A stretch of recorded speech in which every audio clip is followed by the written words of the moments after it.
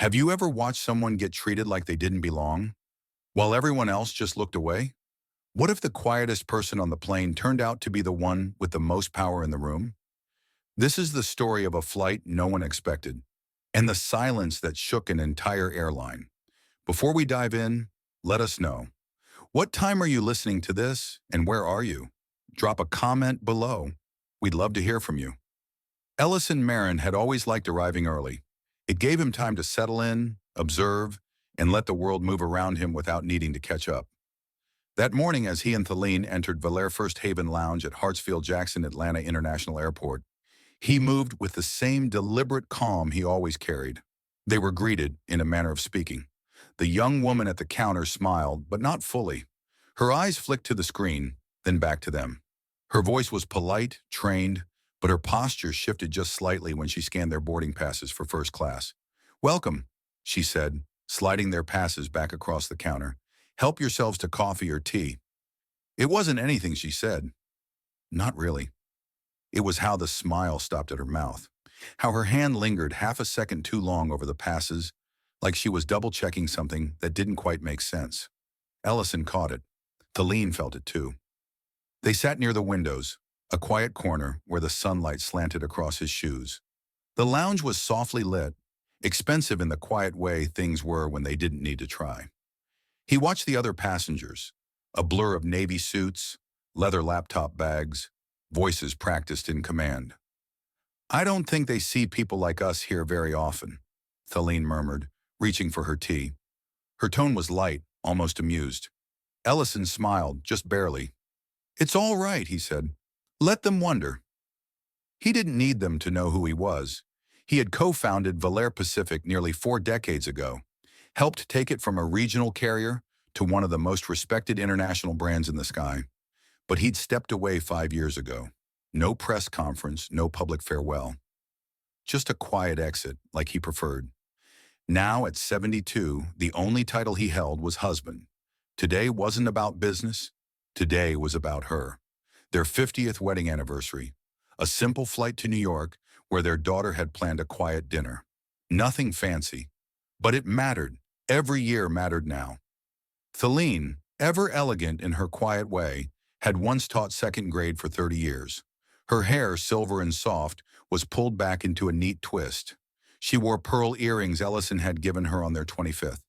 She still reached for his arm when they walked, not out of need, but habit. "Maybe they think we're in the wrong lounge," she said with a small smile, sipping her tea. "That would explain the looks." He nodded, eyes still scanning the room. "Let them think what they want. We're not here to explain ourselves." When it was time to board, they walked the jet bridge hand in hand. The boarding agent barely looked up when she scanned their passes. No welcome, no nod. Seats 2A and 2B, window and aisle. Leather seats, champagne offered to others but not to them. Ellison didn't mention it. The other passengers filed in. Briefcases, muted tones, a few curt nods exchanged among familiar faces. No one looked twice at the Marins, or if they did, it was fleeting. Ellison adjusted his seat quietly, stowed his cane under the footrest, and leaned back. Then she appeared, Krista Langley, tall, sharp-featured, uniform perfectly pressed. She moved through the cabin with precision, her eyes taking inventory without expression. When she reached their row, she paused. Thelene, always polite, smiled gently. "Excuse me, would it be possible to have a cup of warm water?" Krista's gaze landed on her. No smile, no softening. "We're only serving bottled water at the moment," she said flatly. "Special requests will be taken after takeoff." Her words were even, technically correct. But the tone had that edge, so subtle most people would miss it. Ellison didn't. He'd heard it too many times before. "Of course," Thelene replied, folding her hands in her lap. "Thank you." No acknowledgement. Krista moved on. No one said a word. Not the man in 3A scrolling through his emails, not the couple behind them chatting about hotel reservations. The silence around them felt deliberate. Ellison glanced at his wife. She was still smiling, but it didn't quite reach her eyes. He reached over and placed his hand gently over hers. She gave it a small squeeze. This wasn't new.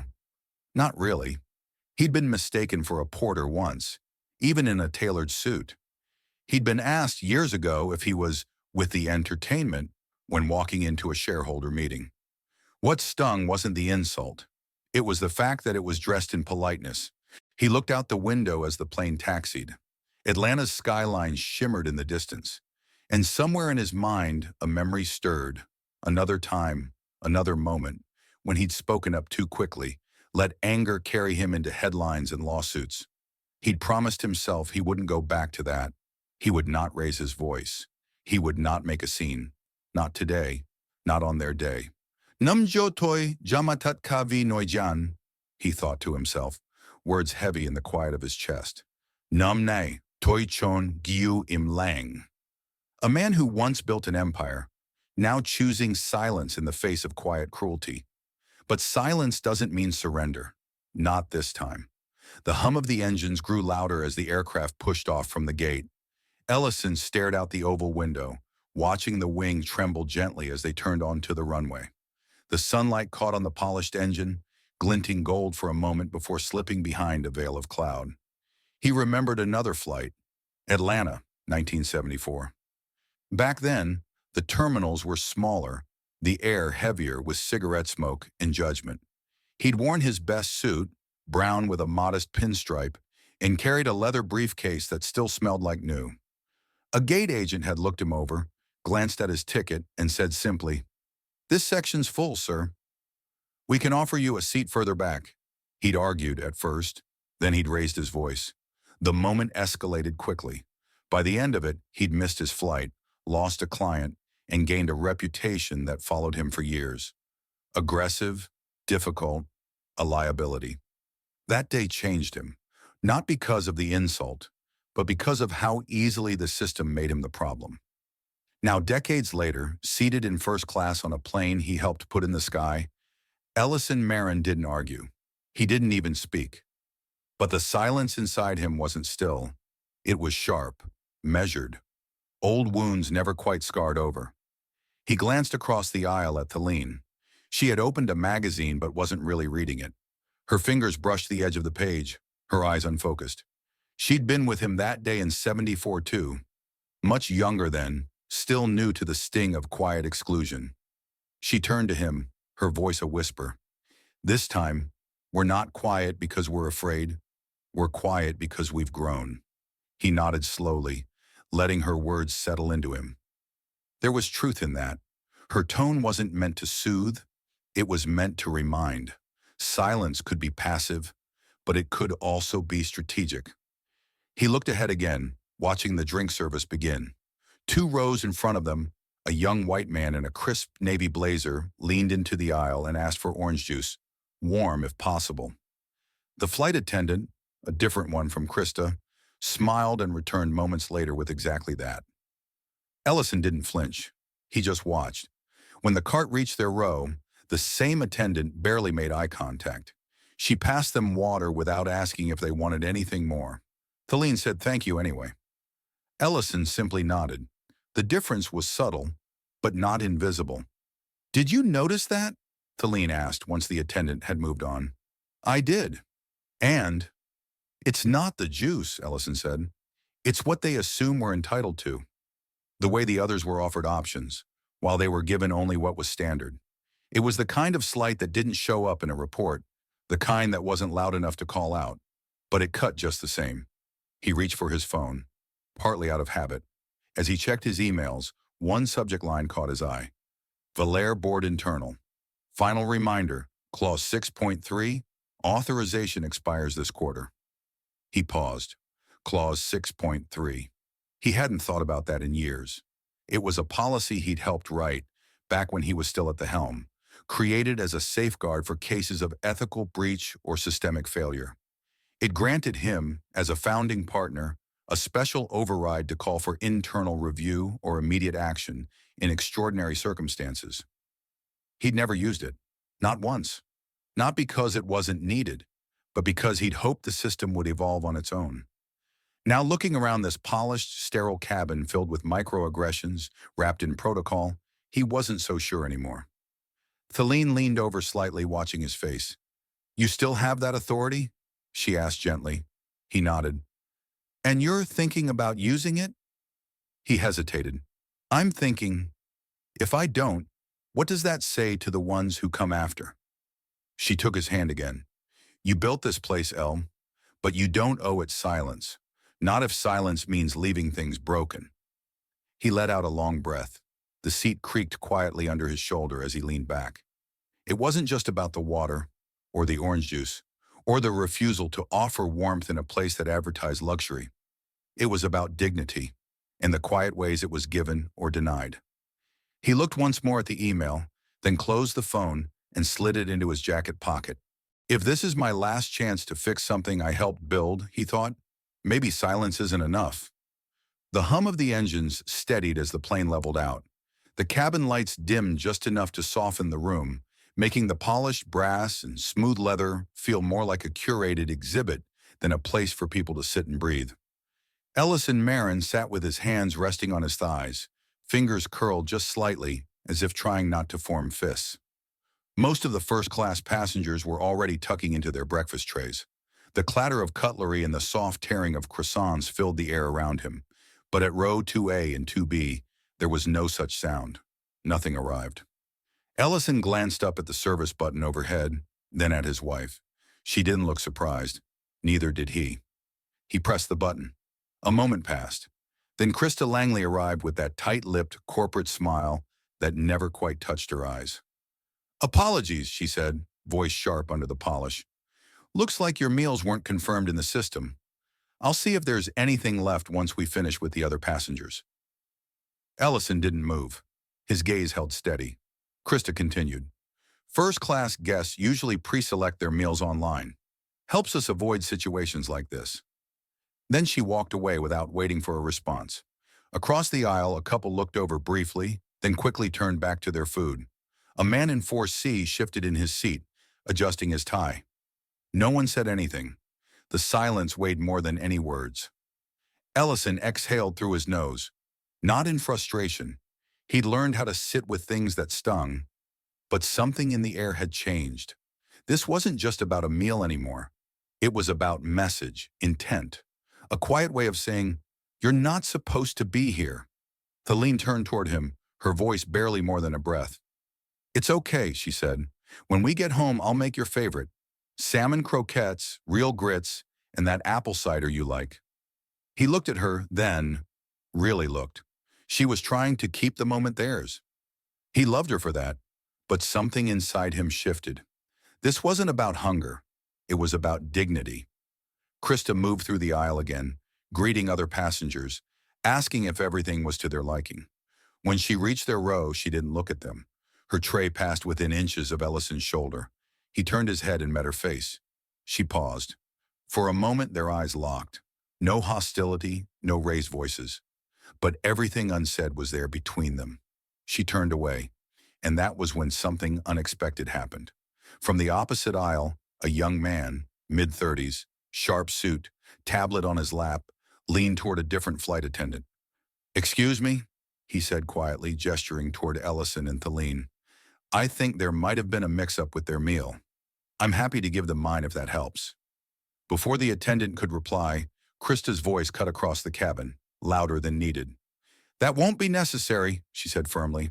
We know what we're doing, sir. The room froze. Ellison saw the shift happen in real time. A woman across from him stopped chewing. Someone else looked down at their napkin like they suddenly found it fascinating.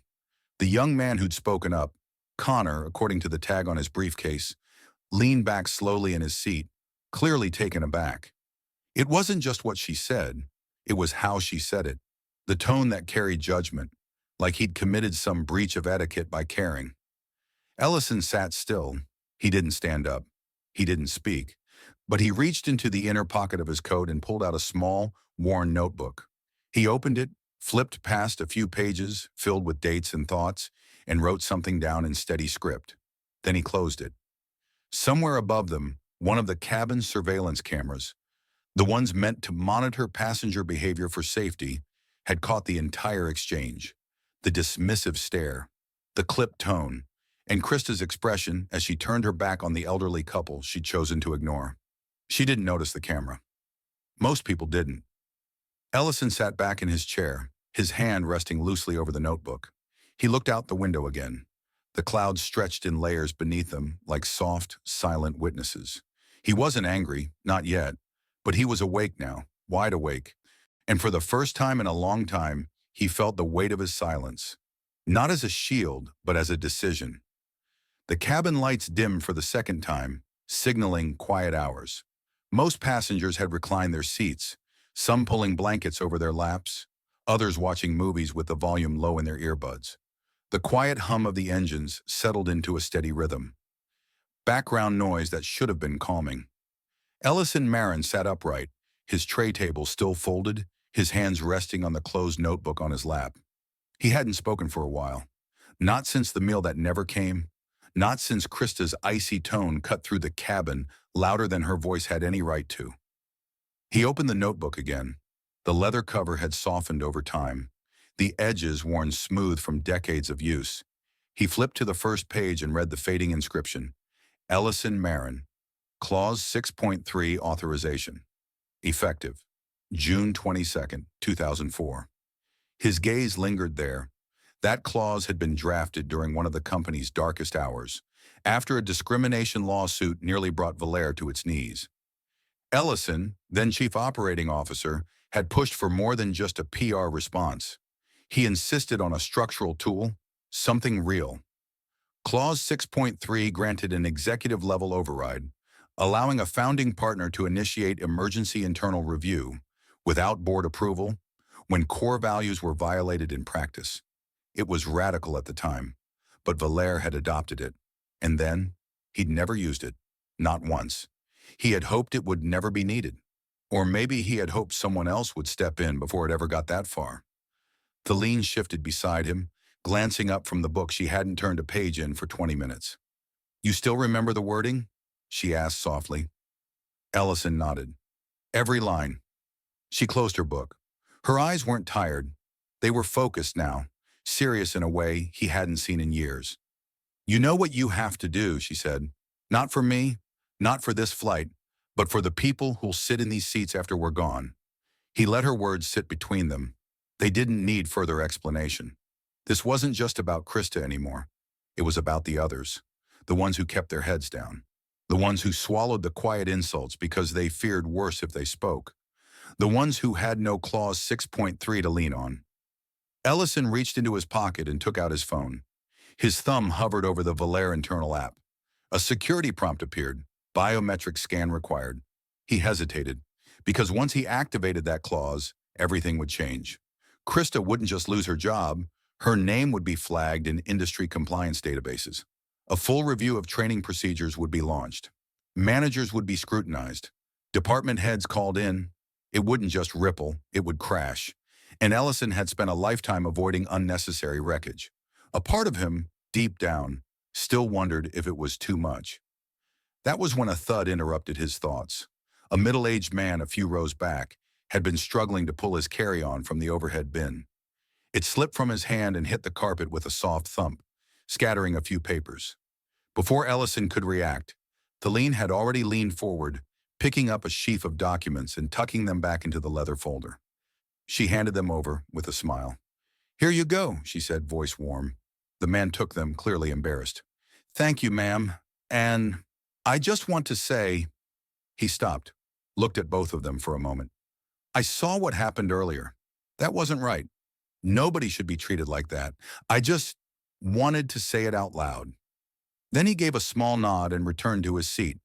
Ellison's phone was still in his hand. The screen had gone dark. He tapped it again, and the prompt reappeared. "Are you sure you want to initiate Clause 6.3?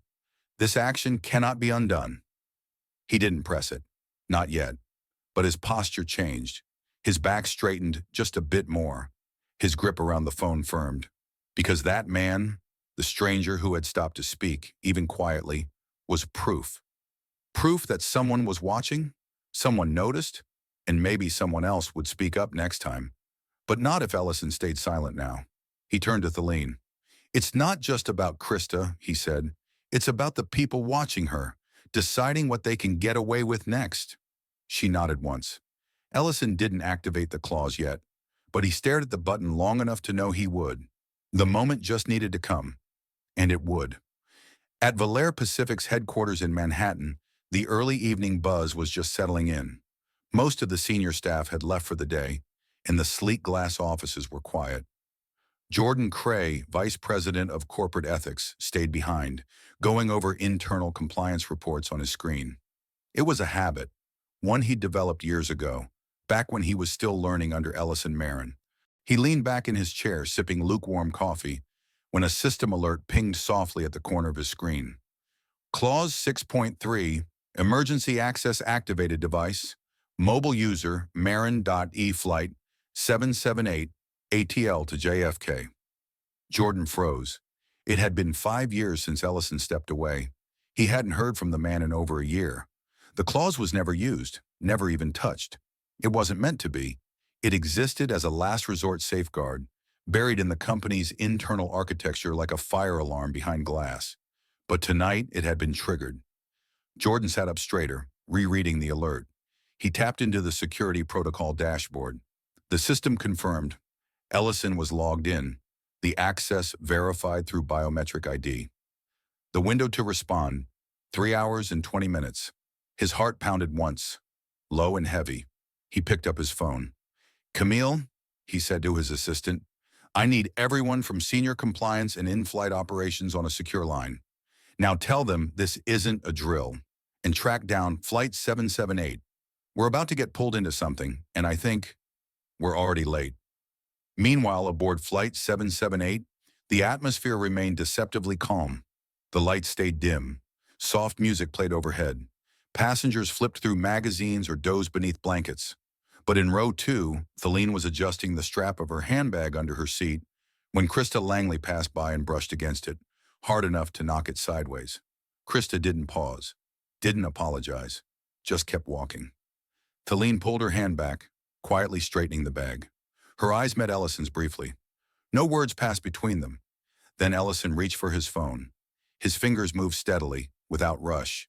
He tapped the screen, unlocked the internal Valair portal, and placed his thumb over the biometric pad. A brief scan, a pause, then confirmation. Clause 6.3 activated. Data collection commencing. Back in Manhattan, Jordan was watching the process in real time. The cabin's cameras, installed years ago under enhanced safety measures, shifted into surveillance mode.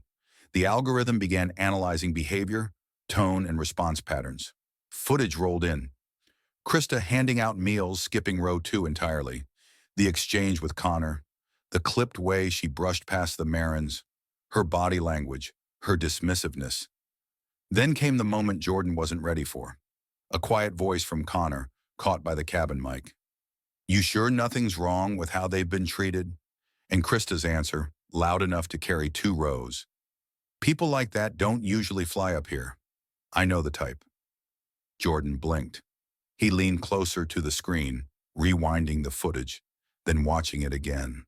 There it was, clear, cold, not just a lapse in service, a perspective, one shaped by assumption and supported by silence. He stood up, pulled his glasses from his face, and rubbed his temples. This wasn't just about Krista. It was about everyone who'd seen it happen and said nothing. He remembered something Ellison had once told him, years ago when Jordan was still green and idealistic. One day, Ellison had said, "You'll be the one sitting at the table. And when that day comes, I won't be there to tell you what to do, but I will be watching to see what you choose to protect." Jordan sat back down, opened a secure communication channel, and typed a short directive.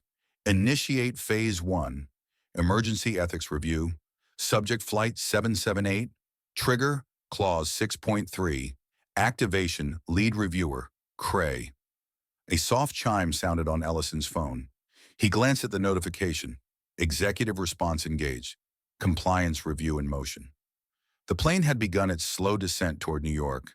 The skyline twinkled in the distance, just barely visible beneath a thin veil of clouds. The seatbelt sign dinged on, and a flight attendant walked through the aisle checking latches. Ellison reached for Theline's hand. She was already looking out the window, her other hand wrapped around his. Neither of them spoke, but the silence between them felt different now.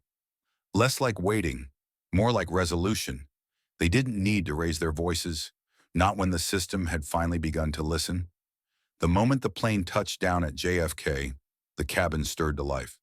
Window shades snapped open, belts clicked free, and bags rustled from overhead compartments. The lights came up, just a little too bright. Everything about arrival was brisk, mechanical, but not for Ellison Marin. He stayed seated, hands folded, waiting. Across the aisle, Krista moved to their row. She popped open the overhead bin above them and reached for Thalene's bag, her face neutral, almost blank. She didn't say a word. Not "welcome to New York," not "hope you had a pleasant flight." Just a glance that landed like a punctuation mark at the end of a sentence she had long since decided on. Behind her, Connor leaned in toward Ellison. "I saw all of it," he said quietly. "I know I probably should have said more earlier, but I'm sorry you had to deal with that. It wasn't right." Ellison offered a small nod, his expression unreadable. Then he reached out and tapped Connor gently on the shoulder. "It's not your fault," he said, "but I appreciate you seeing it." As the plane emptied row by row, a man in a navy blazer stood near the jet bridge, holding a tablet. He wore no name tag, but there was a quiet authority in how he stood, in the way he kept scanning the disembarking passengers until his eyes landed on Ellison. "Mr. Marin," he said, stepping forward as Ellison exited the aircraft. "Mason Kearney, I've been asked to escort you directly. Your conference room is ready. The executive board is in session." Thalene, just behind, tilted her head slightly. Mason caught her gaze and gave her a small, respectful nod. Krista, walking a few steps back, slowed. Her brows furrowed. It took a moment, but recognition sank in. Her steps faltered. Her mouth opened just a little, but no sound came. She had misjudged him, misread the suit, the silence, the lack of outrage. She had assumed he was just another older black man who had wandered too far into comfort, and now she knew better. Valaire's executive headquarters sat just 15 minutes from the airport, tucked behind tinted glass and polished steel.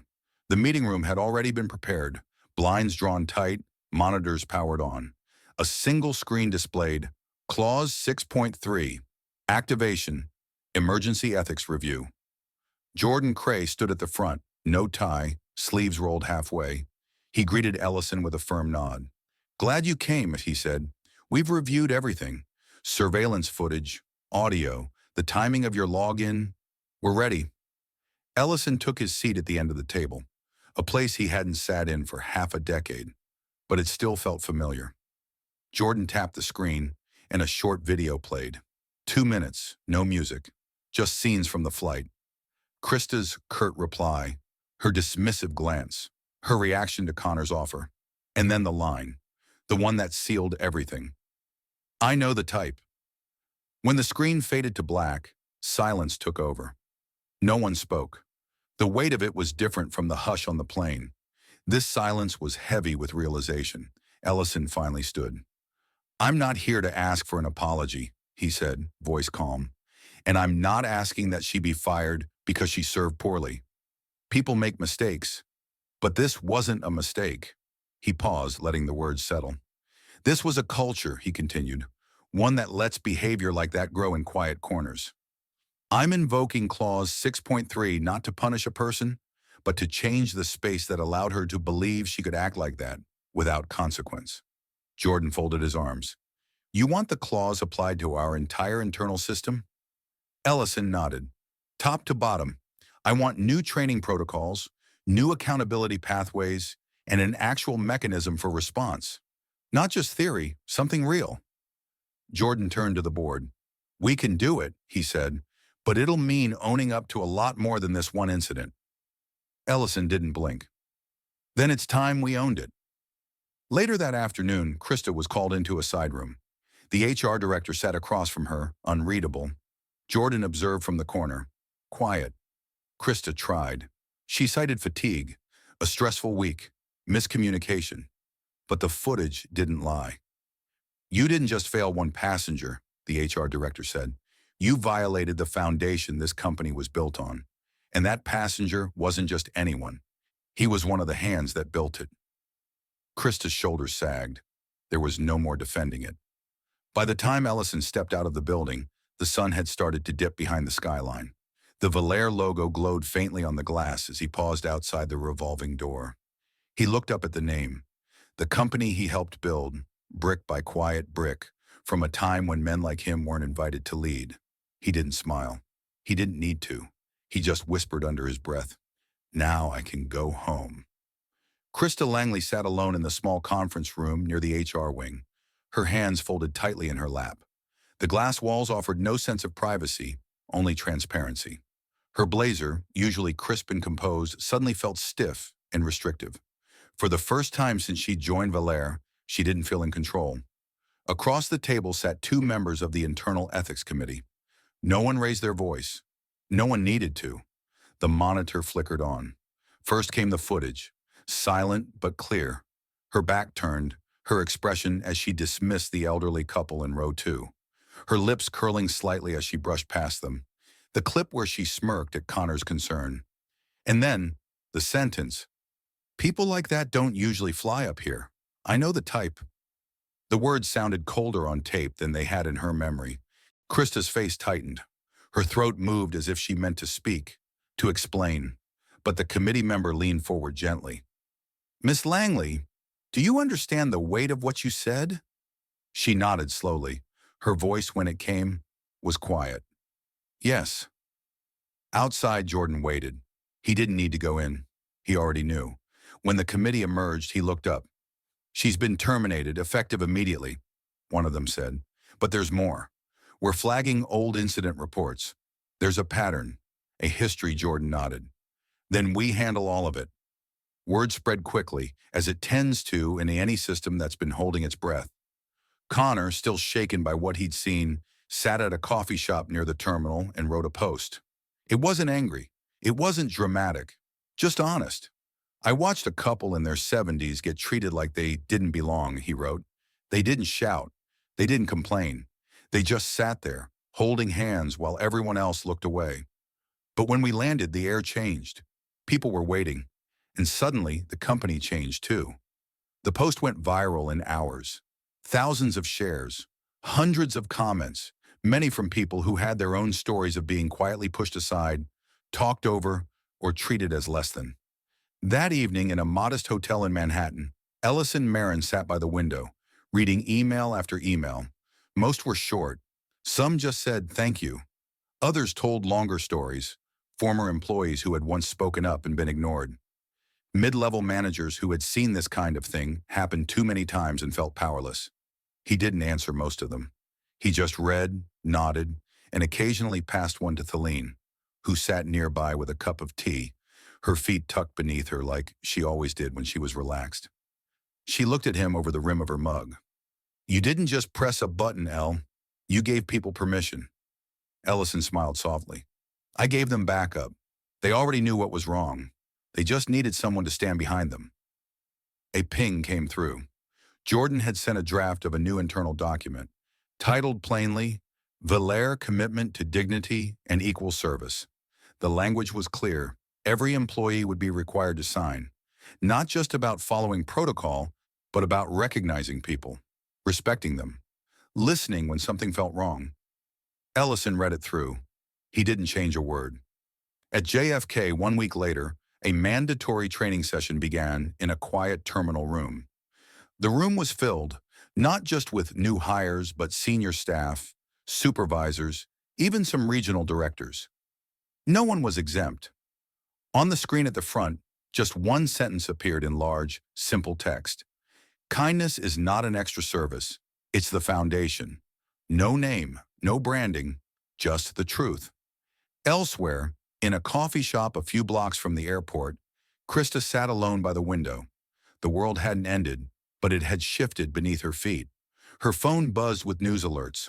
One headline stood out. "Former flight attendant fired after discriminatory incident. Valère responds with company-wide reform." Her name wasn't mentioned, but she knew. For the first time, she didn't think about what others had done to her. She thought about what she had chosen to ignore in herself. "I thought they didn't belong up there," she murmured. "Turns out, I didn't." At the hotel, night settled across the skyline. Ellison stood by the window, one hand resting lightly on the frame. He didn't feel victorious, just still. Behind him, Theline folded a blanket over the arm of the couch and walked over.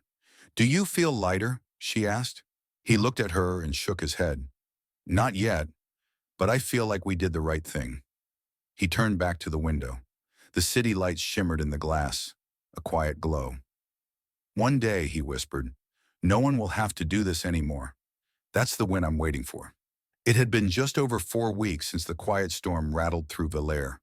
On the surface, not much had changed. Flights still took off on time. Travelers still moved through terminals with their rolling bags and earbuds and coffee cups. But inside the company, something had shifted, and everyone felt it, even if they didn't say it out loud. The press releases were brief, corporate-sounding, a new company-wide commitment to fairness, respect, and service integrity. No names were mentioned, no specific events described, but anyone who worked for Valère knew where it started. An old man in a first-class seat, a woman beside him who never raised her voice, and a silence that echoed louder than any complaint ever could. Ellison Marin didn't give interviews. He didn't ask to be quoted. But one morning, as he sorted through the week's mail in their apartment in Midtown, he found an envelope with no return address. The note inside was written in neat cursive. "I was a junior attendant on your first Valère flight back in '96. You told us to always look at people before we looked at their seat number. That stuck with me. Thank you for not giving up on us." He read it twice, then folded it and tucked it into the back of his notebook. Across the city, Valère's new internal policy began to take shape. Every employee, new and old, was required to complete a values-based training. It wasn't just about procedures anymore. It was about presence, empathy, voice. Connor, the young man who had spoken up on the plane, received an unexpected email from the company, an invitation to join their Passenger Advocacy Advisory Panel, a new program designed to improve first-hand service feedback. When Ellison heard, he didn't say much, just nodded once and said to Theline over breakfast, he didn't need a reward, but sometimes we need to reward those who don't wait to be asked. Krista, meanwhile, had faded from Valère's internal system, her profile marked as inactive, her badge access revoked. Part of the agreement required her to attend a professional accountability workshop, non-negotiable for anyone seeking future employment in the travel industry. At the final session, someone asked her directly, "What did you learn from all of this?" She didn't answer right away. For the first time in weeks, she wasn't rehearsing her response. "I used to think good service was something you gave people who'd earned it," she said. "Now I understand it should be given simply because people exist. You shouldn't have to prove your worth to be treated with dignity." Back in Manhattan, a crisp Saturday morning found Ellison and Theline walking hand in hand through Bryant Park. The city was stretching awake around them, dog walkers, joggers, and early risers hunting for quiet. Theline squeezed his arm gently. "You think we'll run into another one of these moments again?" Ellison smiled softly. "No doubt. But maybe next time, we won't be the ones who have to speak up first." Later that evening, back in the apartment, he closed his laptop, gathered his notebook, and tied it with a cloth ribbon. The cover, worn and weathered, now bore a handwritten inscription beneath his name. "Real power isn't in the seat you hold. It's in what you choose to do once you leave it." He handed it to Jordan the next morning during a quiet coffee meeting. No ceremony, no cameras. Just two men, one stepping back, the other stepping in. "You'll know when it's your turn," Ellison said. "Don't ask for permission. Just remember who you're doing it for." Jordan took it with both hands, understanding more in that moment than he could put into words. And a week later, at JFK, a new flight crew boarded for the morning's first departure. In row 1A sat an elderly black woman, her posture graceful, her eyes scanning the safety card politely. A young attendant approached with a gentle smile and a warm cup of water. "Here you go, ma'am," she said softly. The woman smiled. "Thank you, dear." The attendant returned the smile, genuine and sure. "No, thank you," she said. "You belong here."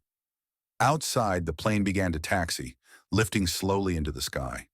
Ellison didn't need to be on it, because sometimes the most lasting change is the one no one sees, just feels, in a gesture, in a tone, in the simple, quiet assurance that the next person will be treated better because you were once treated worse. And that was enough. Sometimes real power isn't in speaking the loudest, but in knowing when your silence carries more weight than 1,000 words. Ellison Marin didn't raise his voice, but he made the system listen.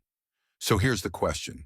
In a world that often rewards noise, what would happen if more people led with quiet conviction?